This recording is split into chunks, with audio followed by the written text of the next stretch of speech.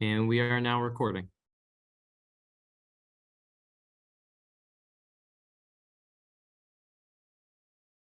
Great. Thanks so much, everyone. I assume people will continue to join. I know there's a lot of other meetings going on, but perhaps we'll go ahead and get started with the introduction so we maximize time for our speaker today. So good morning, everyone. Thanks for joining. I'm Satish Gopal, the director of the NCI Center for Global Health.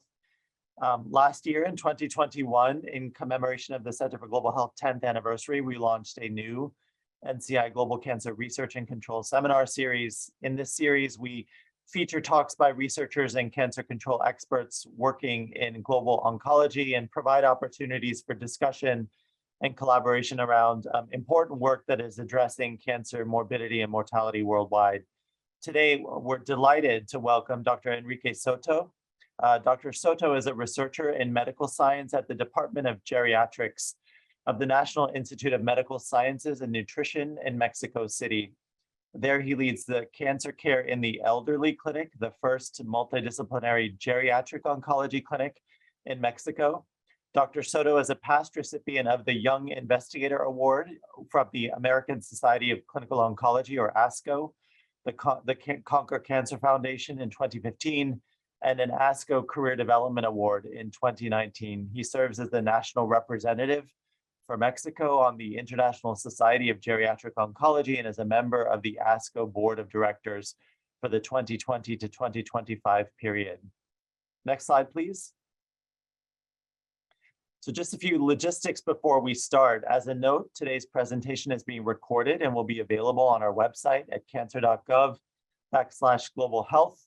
You can find information about future presentations on our site and by following us on Twitter at NCI Global Health.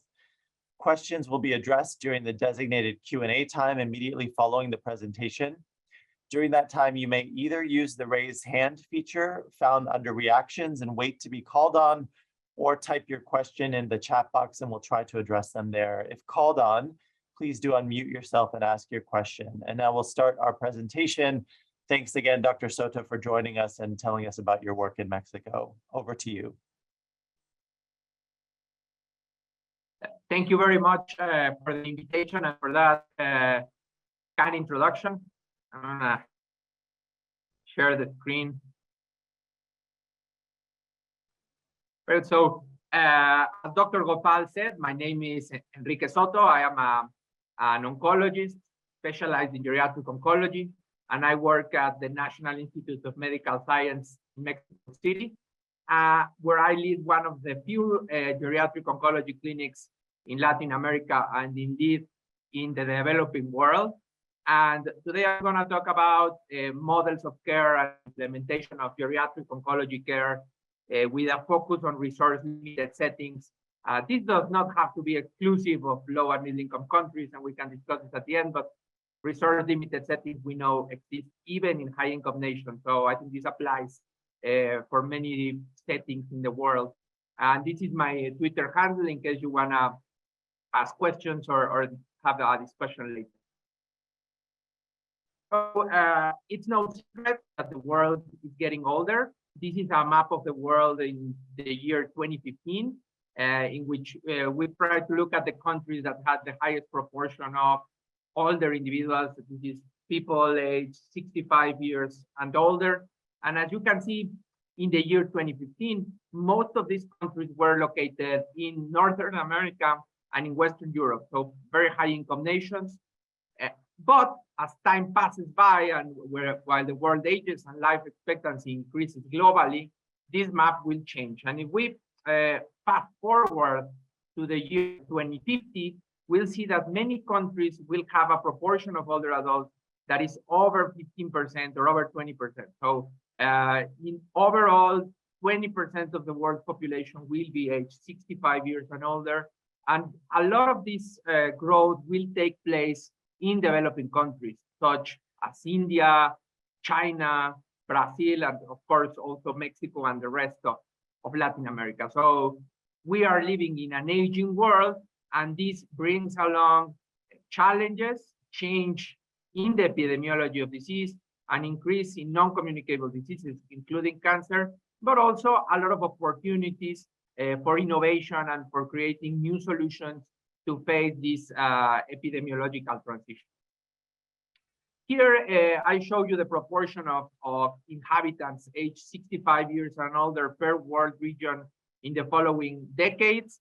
And as you can see, although proportionally still Europe and the US and Canada will have the highest number of individuals aged 65 and older, the increase that will take place in regions such as Asia, Latin America, and other regions like Africa will be significant. So more and more people are going to be aging in countries that are that have low and middle income.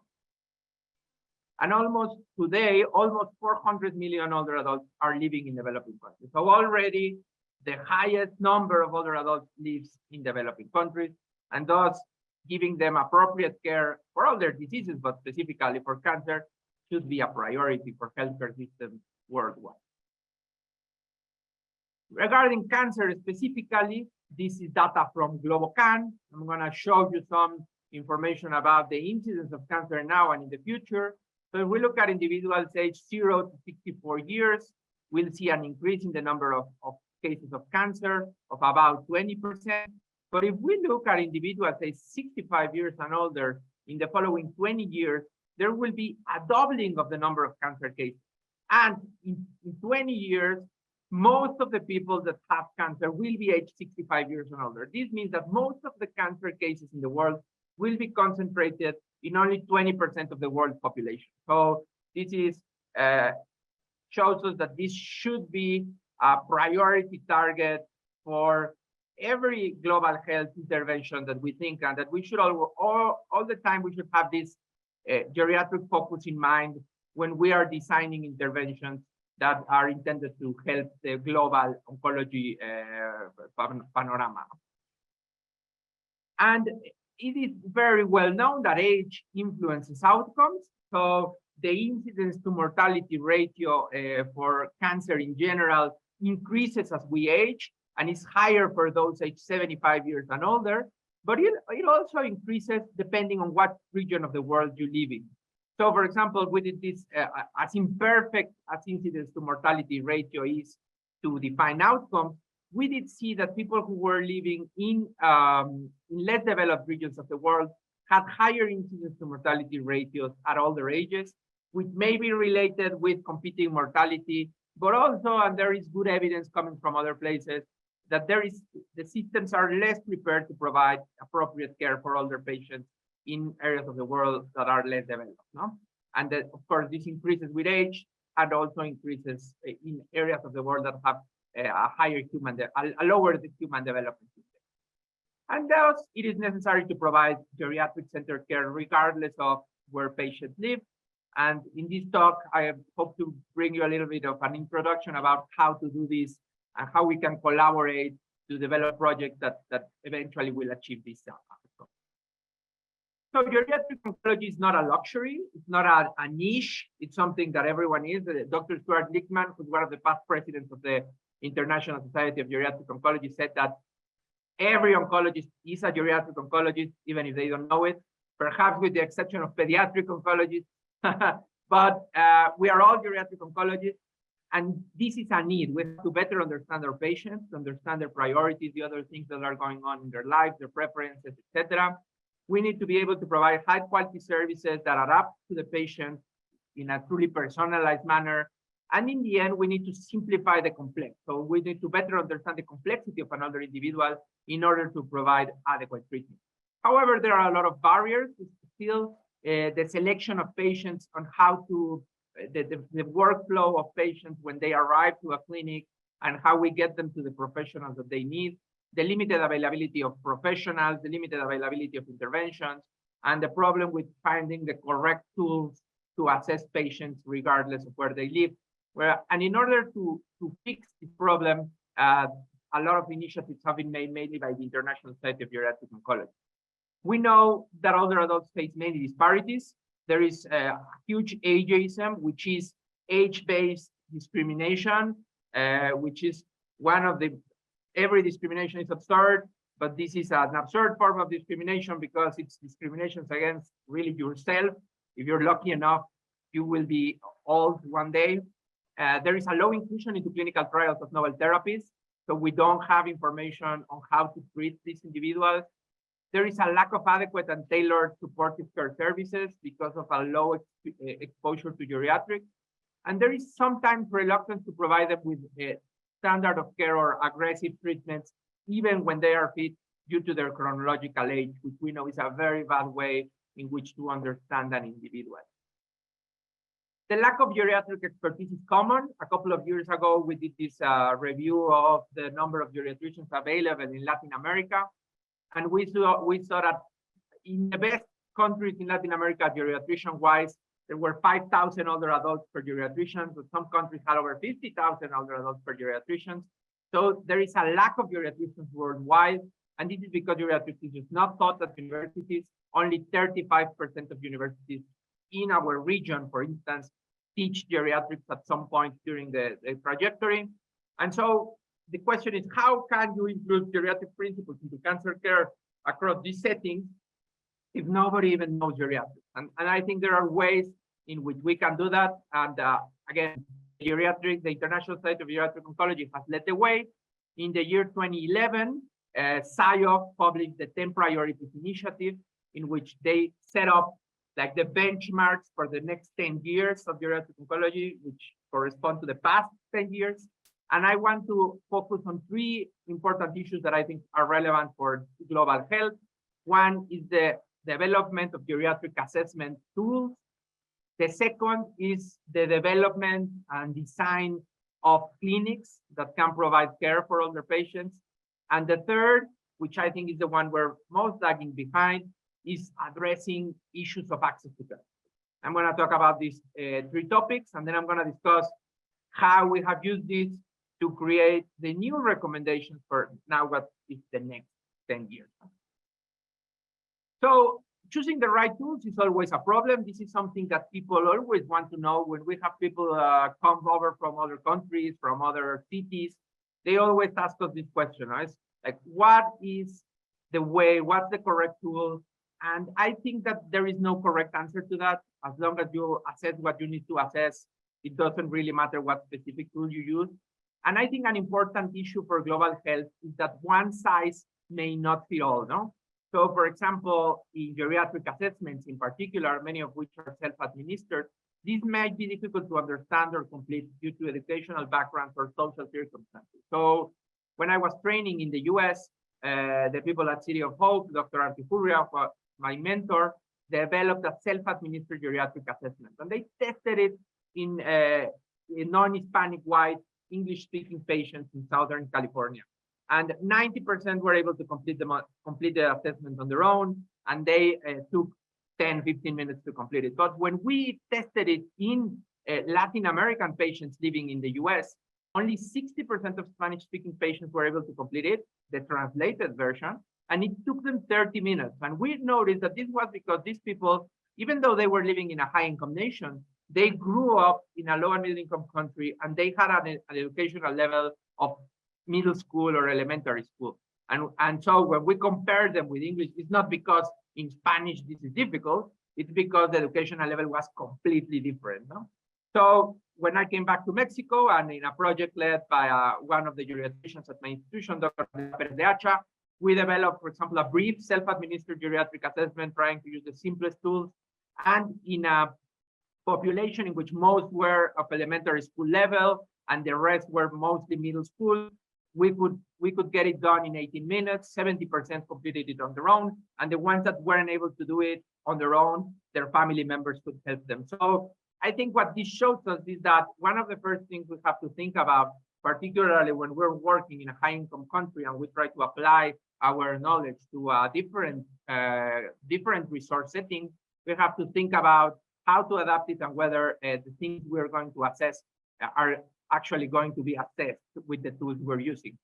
And one very nice example that I like a lot is that some of the questions we ask our patients is sometimes ask them, do you need help in walking one block? And if you live in Barcelona or if you live in Milan, blocks make sense. No? So you can see this map of the Ensanche in Barcelona, and here you can actually look at what it's a block. No? But if you live in Guatemala, in a town like this, what does it even mean to walk a block? No? So even those small things like walking a block or asking a patient if they can play a round of golf, this may not make sense in a lot of countries. And of course, we have to tailor assessments and tailor the delivery of clinical care, not only to the available resources, but also to fit the preferences and the way people view the world and go about their everyday activities. And I think this is essential in geriatrics because older populations are very heterogeneous, and in many regions of the world, they have not just been exposed to the new way of doing things with social media, technology, etc. Although this is changing, and I hope that we can use that, leverage it for the future. So again, there are a lot of contrasts and disparities in access. This is a review we published in the Journal of Geriatric Oncology a couple of years ago, and we looked at the number of geriatric oncology dedicated clinics across the world. And here I showed you a map of the US. The blue stars are geriatric oncology clinics. And as you can see, in the US, there are a few geriatric oncology clinics, mostly located in the eastern coast of the US. If you look at the Midwest or at the South, there aren't as many, so you can even see disparities within the US in the provision of geriatric oncology care. But if you look at Latin America, there are only a handful of geriatric oncology clinics, ours in Mexico, some in Brazil, but in the rest of Latin America, there are no dedicated geriatric oncology programs or geriatric oncology clinics. And the same happens if you look at Asia, where most of these clinics are in high-income nations such as Singapore or Japan. And in Africa, there are no geriatric oncology clinics, for example, as far as I know. So what this means is that most oncologists in the world are working alone. So when they are seeing an older patient, they are not getting input from a geriatrician, or they themselves have no experience in or no training in geriatrics. I hope this is going to change. The ASCO ESMO curriculum now has a part on geriatric oncology, and that is one of the driving initiatives for the future. And we'll discuss this at the end. But one of the areas in which I see institutions like the NCI could have a lot of repercussions in teaching this across the world. So what are the models of care? How do you implement geriatric oncology? And this is from a book chapter we published this year led by Dr. Carolina Gomez Moreno, who's one of our geriatricians as well at my institution. And I want to talk about three models. All of them have advantages and disadvantages. The first is the integrated geriatric oncology clinic. This is a clinic in which there is an oncologist who's trained in geriatrics and can do both things. So they can do the geriatric assessment, and then they can tailor the assessments themselves and provide care. The advantages of these are the centralization of the expertise. It facilitates the integration, so it improves times because one person is able to do it all. It may reduce the burden for other oncologists, and it's a very fast model to provide care. However, geriatric oncologists are seldom available. There are very few. There is a limited number of patients that can be evaluated, and it requires highly specialized personnel, which may not be available even in high-income countries. No? The other model, which is the one we mostly use at my institution, and I think one of the best models for the future, is the consultative geriatric oncology clinic. In this clinic, the patient remains under the supervision of the treating oncologist. So this is not a dedicated geriatric oncologist. It can be a general oncologist or a urologist, oncologist, etc. And the patient receives consultation from a geriatrics team, led by a geriatrician or by other healthcare personnel trained in geriatrics. This can reach most older adults. Interaction between the team is possible, so this can lead to interdisciplinary care that includes geriatric expertise. Of course, this has challenges as well. There are a lot of logistical challenges. You know, referrals are not always the easiest thing in the world, and in very fragmented systems, this is even worse. It 100% depends on communication, because a difficult communication between the team can hinder the implementation of interventions. And it depends greatly on the availability of local resources. And these resources do not need to be complicated, but you would be surprised even having a dedicated office, or in some cases, like we do some tests which have to measure gate speed, and even having the authorization to paint a line on the hospital floor to measure gate speed may be an issue when you're dealing with hospital administrators. So that's one of the barriers for that. And then finally, in places where the oncologist works alone and there is no team available, the oncologist can refer to geriatrics, so the patient remains under supervision from the treating oncologist, and many interventions can be implemented by other healthcare professionals. This requires the oncologist to at least screen patients for geriatric syndromes or for geriatric-related issues, and identify them and send patients to specialists which may not be geriatric experts in geriatrics. So if you find a patient, I'm going to show you some of the interventions that has malnutrition, perhaps you don't need to send it to an expert nutritionist who sees geriatrics, but to a general nutritionist who can fix the issue. Can it be done across all settings? Yes, I believe it can be done in a way or another, but access to care is still an issue. Again, when we talk about clinics, one size does not fit all, and resources are different everywhere. Now, there is different personnel, different availability of space, and of course, challenges with money. However, no matter how little resources you have, I believe there is always something that can be done to help older patients. And there are questions about how we can optimize access to care. And in the year 2018, we developed the Young SIOG recommendations, which is the young geriatricians, which is a little funny, but and we try to take a first stab at doing some resource stratified recommendations. And I hope that in the future we'll have better resource stratified guidelines for geriatric oncology. If you are familiar with resource stratification, which I'm sure you are, this depending on the availability of resources and the type of setting, you provide evidence-based recommendations as to the minimum care that you should be providing with the resources you have. No? So in academic centers, such as the ones available in the US, all older patients can receive a full geriatric assessment, or should, and that's what's guideline recommended by the American Society of Clinical Oncology. And geriatric assessment guided interventions can be implemented now. In third-level hospitals, like the one I work with, and many like the leading centers in low and middle-income nations are like this. Third-level hospitals that have a lot of subspecialists, so you can use screening tools. There are a lot of screening tools that can identify patients at risk for geriatric syndromes, and then implement geriatric assessments and interventions for selected patients. And finally, in general hospitals, community clinics in high-income nations, or smaller cancer centers in regional places in low and middle-income countries, the use of the screening tools plus the calculation of chemotherapy toxicity, which is, again, using the geriatric assessment, you can predict chemotherapy toxicity, is a good start, with referrals to other centers or geriatric specialists in cases in which you find something that's abnormal, using those simple tools that can be completed in 5 minutes. No?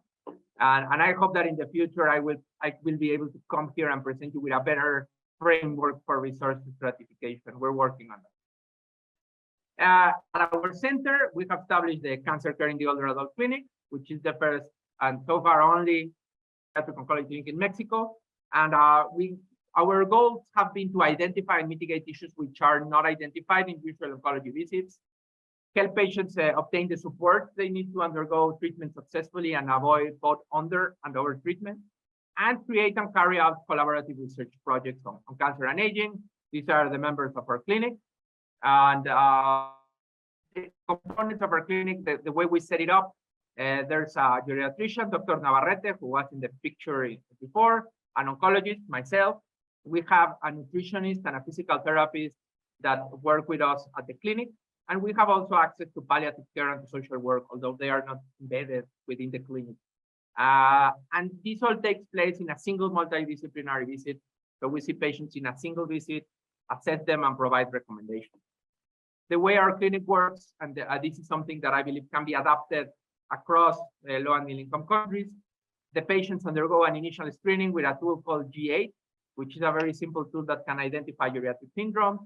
SPPV, which is a function test. It measures physical function and physical performance. Again, takes 5 minutes. And the MiniCog, which is a screening test for cognition. We used to do this ourselves, but starting in the year 2017, this is done by medical oncology residents and fellows. As one of our greatest achievements, we trained the fellows to do a lot of these assessments. And we get referrals from medical oncology, surgery, and urology mainly. So if all of these tools turn out to be within normal range, we consider patient fit. No further assessment is required, and they should be treated according to standard of care. They get sent back to their oncologist. If any of these tools is abnormal, we consider them vulnerable or frail. We do a full geriatric assessment, and we recommend either changes in treatment or supportive care intervention. Interventions that we do in geriatric oncology clinics, and these are based on ASCO recommendations. And again, this can be tailored to available resources. If patients have problems with their functional status, with their activities of daily living, that is activities you need to interact in society, patients should get physical therapy or occupational therapy. Patients that are experiencing weight loss, problem eating, dry mouth, we provide nutritional interventions. Every patient should undergo some form of psychological assessment and get referred to psychology or receive medications if necessary. We do a screening of cognition and assess decision-making capacity, which is also very important and not the same. Cognition and decision-making capacity are not the same.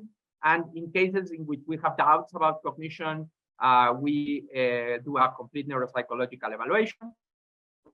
We always assess the number of comorbidities. This is something that we do very well as oncologists. And our everyday practice includes reconciliation of medications and removing unnecessary medications. Polypharmacy is a huge issue. An assessment of history of falls is very important. And we always use geriatric assessment to estimate life expectancy, general life expectancy, and competing causes of mortality in order to help oncologists choose treatments, particularly when these treatments give small additive gains. And also, we do a calculation of the prediction of treatment toxicity and provide recommendations on how to adjust treatment to diminish toxicity. So as you see, these are very complex interventions that, however, can be provided even in settings with limited resources, such as ours, as long as you are able to properly choose and to establish communication appropriately. And so we have tested the impact of the clinical on cancer treatment. We published this a couple of years ago. It was led by Dr. Aide Verduzco, who at the time was an oncology fellow. Now she's an attending and actually training in medical education. And it was published in the Journal of the American Geriatric Society. We looked at our first 173 patients at a median age of almost 80. And what we tried to do is assess whether there was a concordance between our recommendation and what the treating oncologist finally did, how the type of recommendation influenced this decision. So whether we recommended standard care, tailored care with reduced dosing or different dosing, or if we recommended supportive care alone. And finally, the influence of communication. So we used a proxy of communication. We looked at the oncologist notes and we assessed whether they mentioned our recommendation in their notes.